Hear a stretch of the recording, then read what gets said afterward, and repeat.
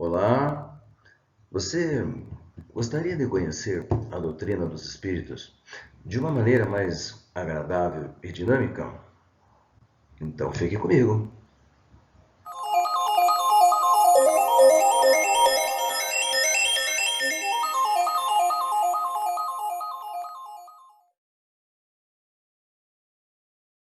Alô, bom dia, boa tarde, boa noite a você que está me assistindo.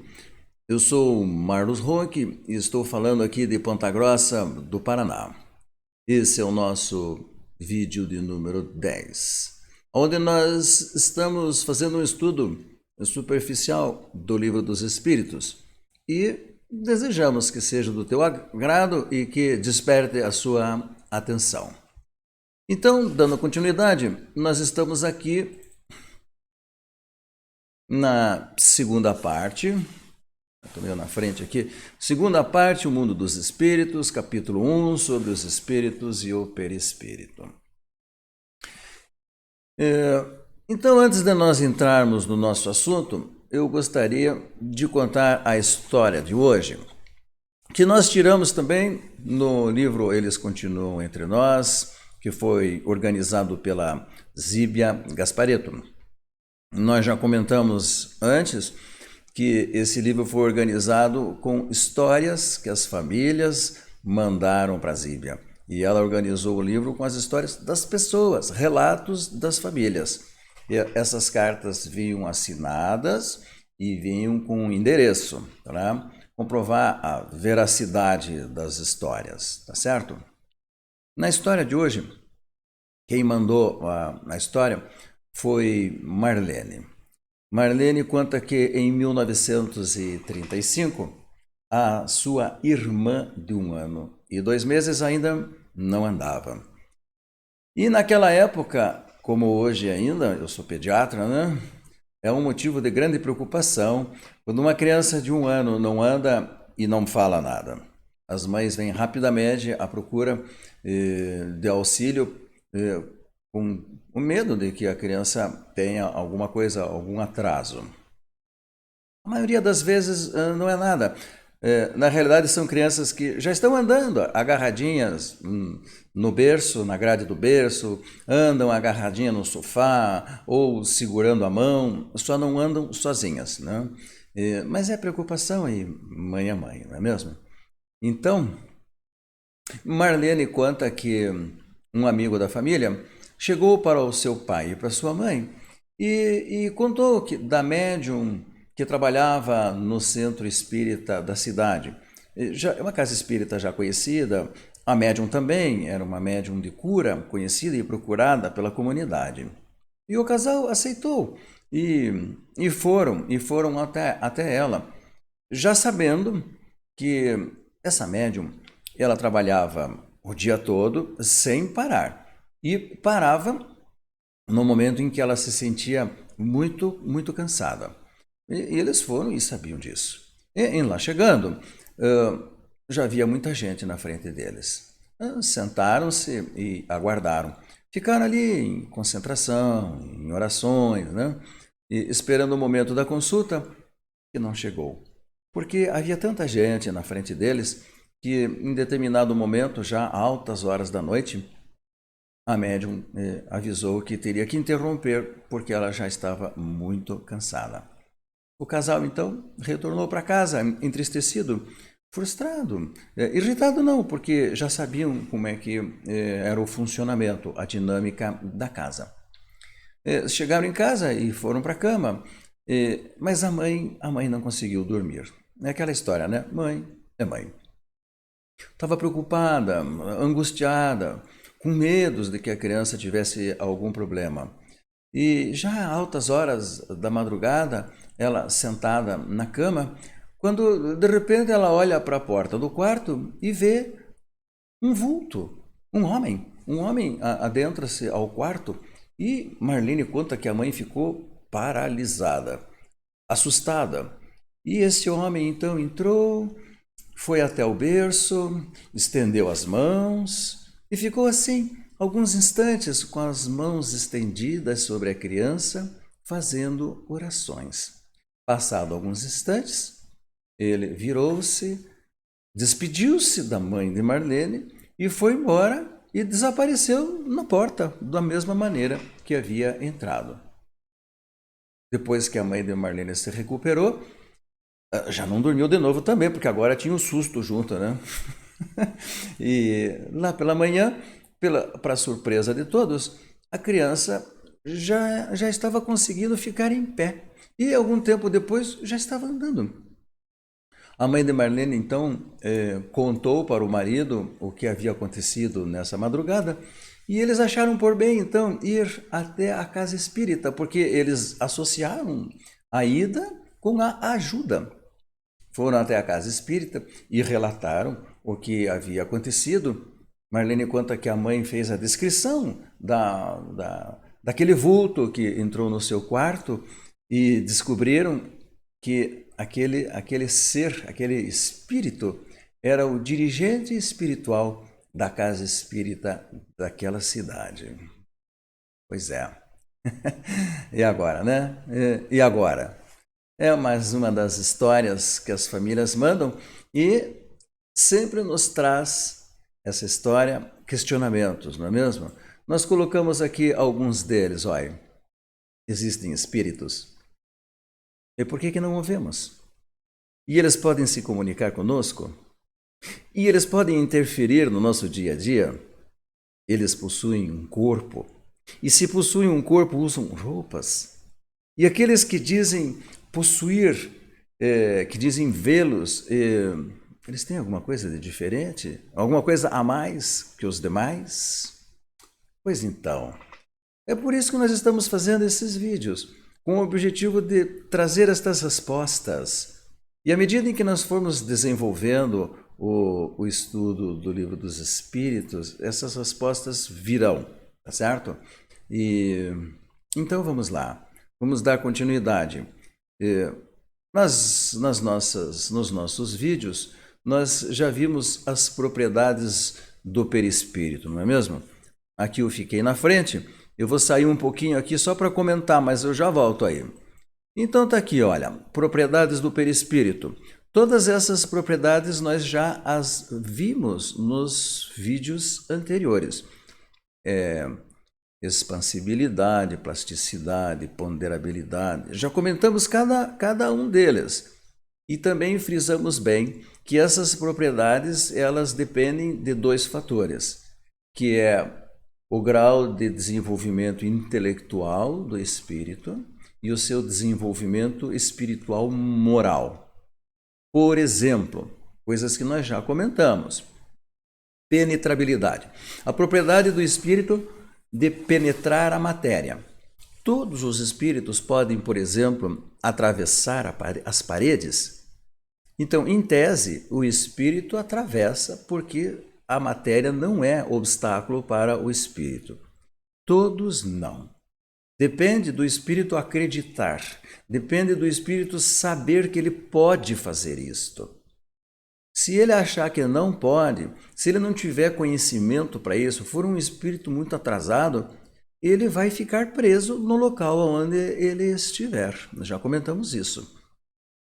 Mais uma aqui só para exemplificar. Luminosidade.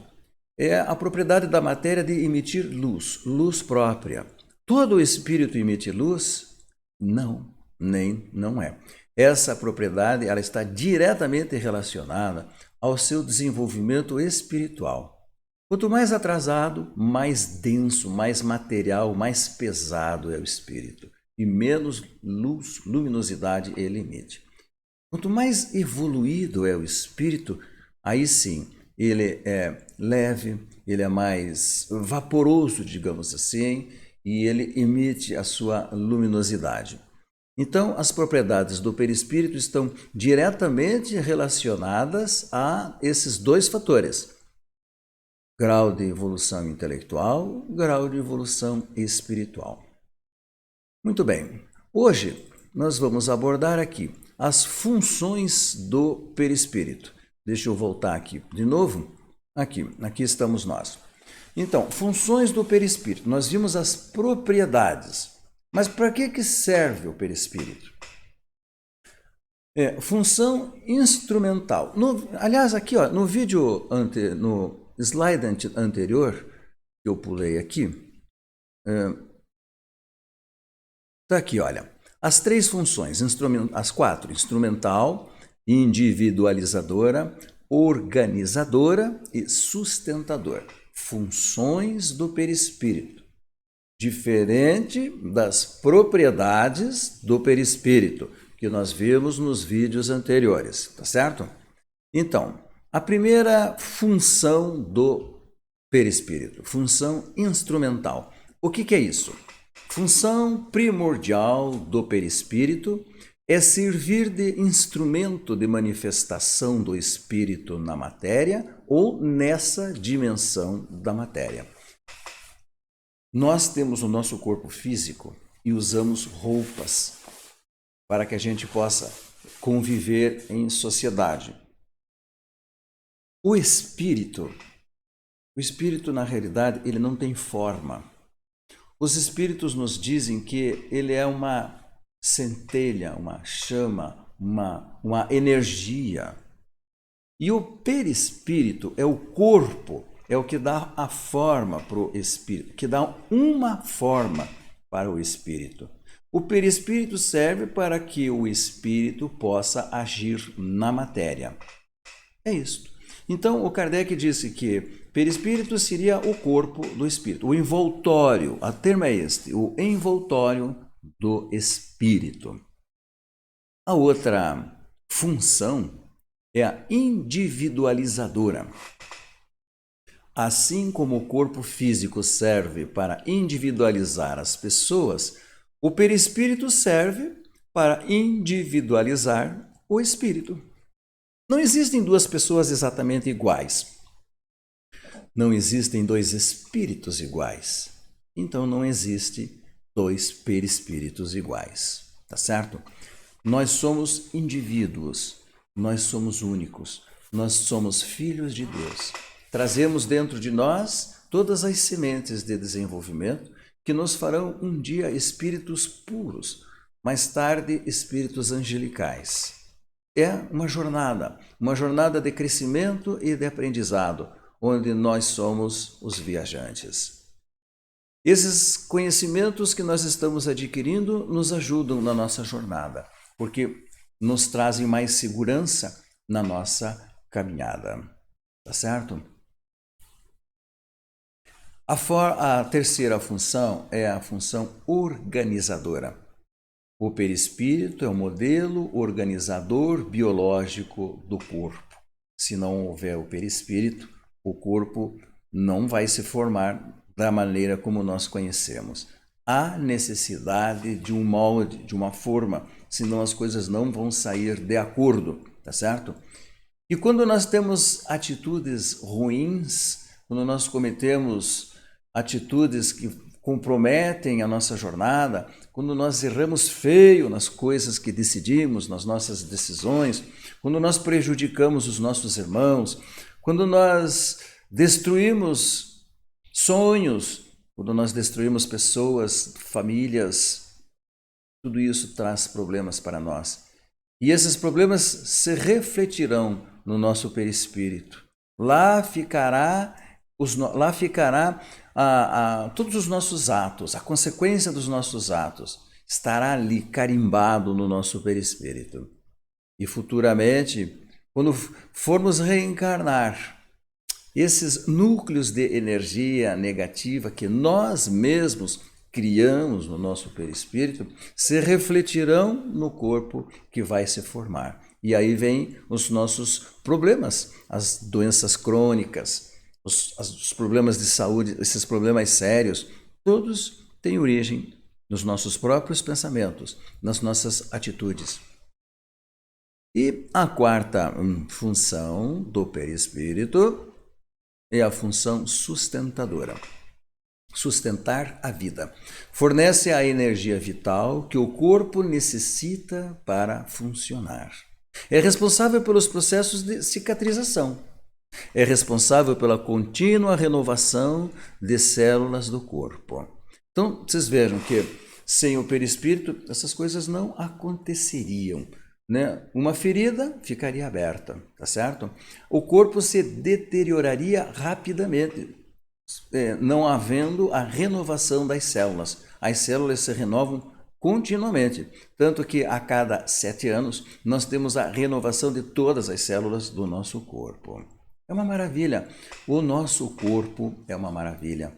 Quanto mais nós estudamos o corpo humano, a anatomia, a fisiologia, mais nós vemos a presença divina, a presença de Deus na nossa vida. Quem é um estudioso do corpo humano não pode jamais dizer que Deus não existe.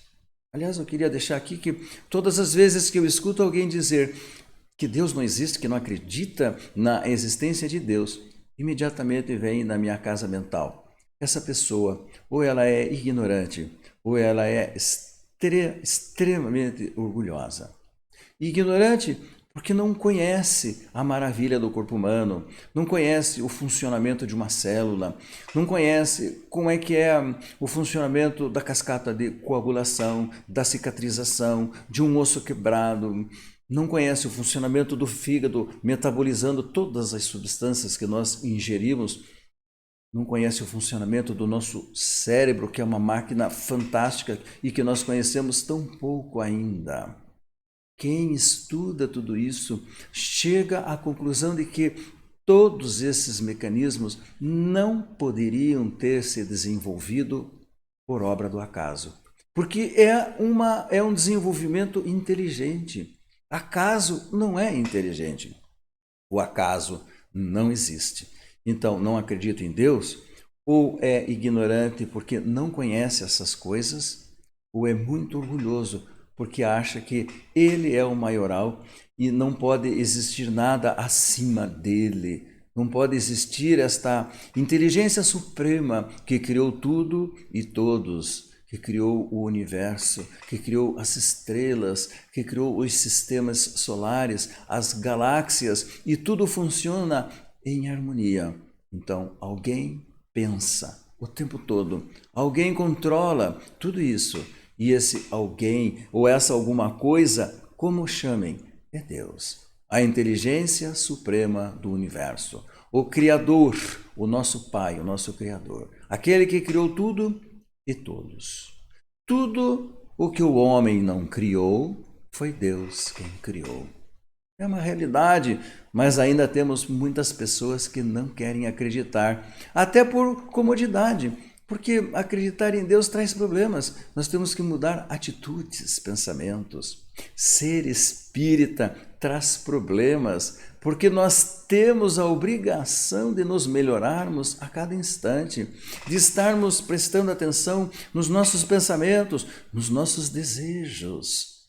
E isso traz problema. Ser espírita requer mudar hábitos, mudar valores, sempre para melhor. Ser espírita significa a cada dia ser melhor, ser mais carinhoso, ser mais compreensivo, ser mais sincero, ser mais fiel. E isso traz problemas. Muitas pessoas não querem ter esses problemas, não querem pensar nisso, então é mais cômodo ficar como está. E, infelizmente, esse é o estado da grande maioria da nossa população. E é um problema muito sério, porque a nossa Terra está passando por momentos de grandes transformações. Nós sabemos que a Terra está deixando de ser um mundo de expiações e provas para se transformar em um mundo de renovações, de renovação, de regeneração. E neste mundo, espíritos muito inferiores não poderão ficar, irão embora. Ficarão aqueles que desejam melhorar-se, que desejam crescer, que não desejam mais destruir nada, que não querem mais mentir, não querem mais roubar, não desejam mais corrupção, querem viver bem, querem crescer, querem construir. Este será o mundo da regeneração. Será um mundo muito melhor. E, infelizmente, aqueles nossos irmãos que estão relutantes ainda, que não querem mudar por interesses particulares, eles terão que ir embora e serão matriculados em uma outra escola do nosso Senhor. mas será uma escola muito dura, muito severa. E as matérias que eles terão que cursar serão matérias terríveis, porque terão que estar o tempo todo lutando pela vida, pela sobrevivência, atrás de algo, de um conforto a mais. E nos mundos de regeneração, nós já teremos conquistado tudo isto. É um grande estímulo para nós lutarmos, continuarmos lutando pela nossa melhoria, pelo nosso crescimento espiritual. Na história que nós contamos, me veio agora um outro questionamento que eu gostaria de incluir neste comentário final. Muitas pessoas se consideram vítimas da vida. Não os personagens da história, só aproveitando o gancho. E nessa vitimização, eles sempre procuram um culpado para os seus problemas, para os obstáculos inerentes da reencarnação. E muitas vezes procuram os templos, as igrejas, as casas espíritas, à procura de um milagre, como se fosse uma anestesia que fosse ali e tirasse a dor, sem precisar fazer nenhum esforço. E isso não vai acontecer, porque a vida existe justamente para nós aprendermos. Os obstáculos surgirão na nossa frente porque eles têm que surgir para que nós possamos crescer, aprender a superá-los. E superar obstáculos traz muita alegria para nós. Então, tá aí um bom pensamento, melhorar-se a cada dia. E daí puxamos aquela frase tão antiga e tão atual: conhece-te a ti mesmo. É isso aí. À medida em que nós nos conhecermos mais, nos conhecermos melhor, viveremos melhor, viveremos mais felizes. Então tá aí, conversamos sobre as 4 funções do perispírito e essa foi o nosso último vídeo dessa sequência de perispírito. Foram 3 a respeito das propriedades do perispírito e esse a respeito das funções do perispírito. Então, chegamos ao final do nosso vídeo. Está lá, 22 minutos e 30 segundos, como nós falamos. Eles devem ser rápidos, devem ser dinâmicos e, se possível, prazerosos. E, se possível, não serem chatos, né? Para que você possa assisti-lo com prazer e que desperte em você a curiosidade de saber mais. Para ir às obras da doutrina dos espíritos, para saber mais, para viver melhor. Encerramos aqui, desejando muita paz, muito amor, muita harmonia em seus corações. Hoje é domingo e é Dia das Mães. Então, emocionou. Então, a vocês, mães, o meu abraço. O meu abraço e a minha admiração. Trabalho com mães há 38 anos de pediatria. Aprendi a conhecê-las e a respeitá-las, a viver os seus problemas, os seus medos e as suas angústias. Um grande abraço para vocês. Procurem não sofrer tanto. Dividam com Deus, o nosso Pai, dividam com Jesus as angústias e os problemas, porque os nossos filhos estão aí e eles terão que passar por problemas inevitáveis e inerentes à reencarnação, porque cada um de nós temos a nossa jornada. Por mais que nós queiramos que eles sejam o mais felizes possíveis, por mais que nós queiramos retirar todos os obstáculos da vida deles, eles terão os seus, porque eles precisam disso. E nós temos que respeitar também, ajudá-los, mas não tentar resolver todos os seus problemas, porque senão eles terão que voltar numa outra para aprender tudo de novo, ou aprender de uma vez por todas. Então, a vocês, mães, um feliz Dia das Mães. Um abraço apertado a todos vocês. Muita paz para todos nós. Um bom domingo para todos.